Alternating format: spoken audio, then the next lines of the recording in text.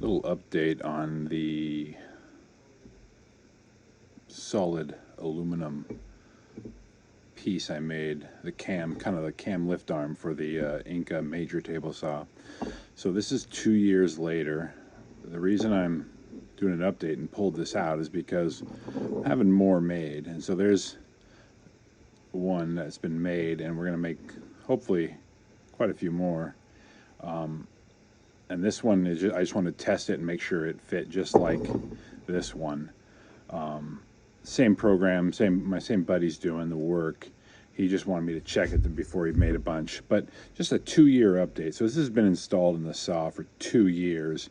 You can see kind of sawdust and kind of some grease down in there. And I've cleaned it up, and I probably should have made a video of me pulling it out. But you can see some grease in there. But you can kind of tell there's not, the wear and tear is, you can barely tell. What I've noticed is there's some a little bit of, not really pitting, but just dings, and I think that's from me pulling it in and out, where I've hit wrenches and things like that on there.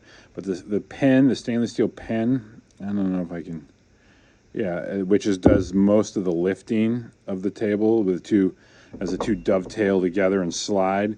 This does most of the weight and heavy lifting, and there's no scar. You can barely tell. In fact, if I probably wash this off with water, you wouldn't be able to tell the difference between this and the part that was just made a day or two ago. And the X is just so I can mark the original part.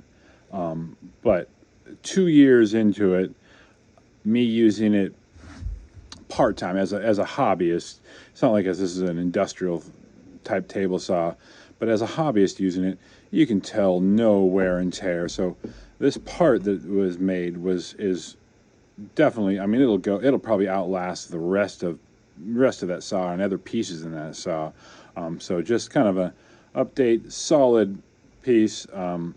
Again, billet aluminum, solid piece of aluminum made out of tolerances are really tight. Like I struggle to, not really struggle, but it takes a little, things got to be at the right angle for me to get that into the saw, because it is super tight and there's very slight tolerances on slop. So anyway, just again, like I said, just an update. The saw piece is still functioning marvelously, and it looks like brand new conditions. You can barely tell it's been in there for 2 years working. So